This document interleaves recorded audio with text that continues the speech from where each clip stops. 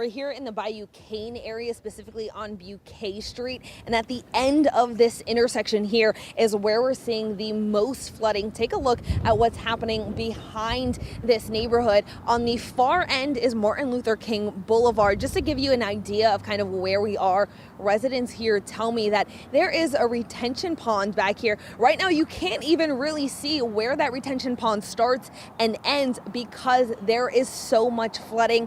Residents say a lot of the work that's been done in the neighborhood in the past few years has caused this water and this type of flooding to kind of pool in this neighborhood, and there's nowhere for it to go. Some of these residents have left their homes. We're told a few of these residents, specifically on the ends of these streets, have left because there is water in their homes.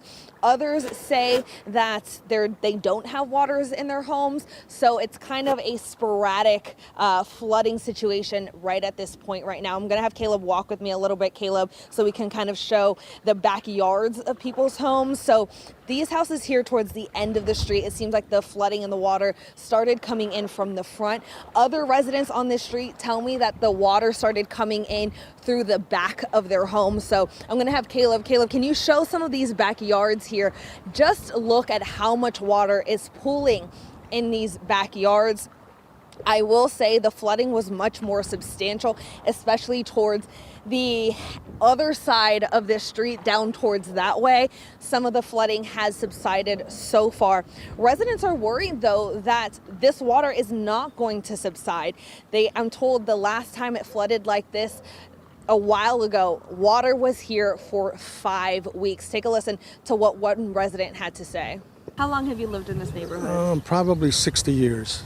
I moved here when I was 5 years old, and we've seen the flooding progress worse, and it's not good because of the people that live here. They're older people. They don't have the money to move to another place.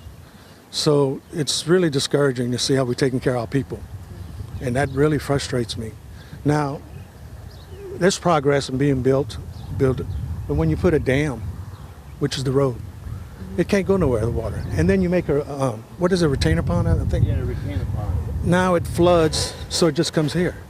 So I don't know who's doing all this, but they ought to think about the people that have been living there forever. You know, the Holiday Inn was built right there, and if you look back there, it's high. So it's just frustrating, because I feel for the people, you know, and there's nothing we can do really except get more frustrated, because nobody's helping us. Talk to me about the past 12 hours or so starting last night. Walk me through. It was pretty scary because we stayed by our doors watching the water come up. So we were waiting that, you know, sooner or later it would come in, and it did. For a lot of people back here, right here, all back here. So it did come up. We knew it was going to come in, but we didn't know how bad. So yes, it was bad. And now there's people back there that we're offering help to that are elderly, and they suck it up, man. They're tough people, you know. They've been through it before. But I just don't see them having to deal with this at their age. And that's the most thing that you worry about. You mentioned that it's gone down a little bit, but you're worried about stagnant water now. Yes, that's because that was a problem. Probably, what was the year? 1992. 1992. This all flooded. That was after they built Martin. They built Martin Luther King again, and the culverts weren't big enough to drain the water. So it stayed back here at least 5 weeks. But we had hot water in these houses right here. Yeah, we have water in here then. There was trying to appropriate money to buy these houses from the elderly people. That, for some reason, didn't pass, and I don't know why. Again, you ask your council, see what they say. But it's just getting worse, and you worry for the people, like I keep saying. What does your next day or so look like in this neighborhood now? As far as if the water goes down, you mean? Just what, do you guys have a plan? I know you guys are kind of trying to help. We're going to probably get assistance. Hopefully they'll come around, Red Cross or somebody give assistance. I don't need it, fortunately, you know, but the people back here do, the elderly. So I'm hoping that they come. We have no electricity right now either. Power's out. Yes, ma'am. So we're hoping to get electricity too.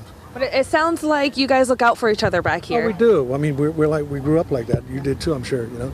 We all close, you know. But we're just hoping that somebody does something with this. It's enough. I mean, we need help.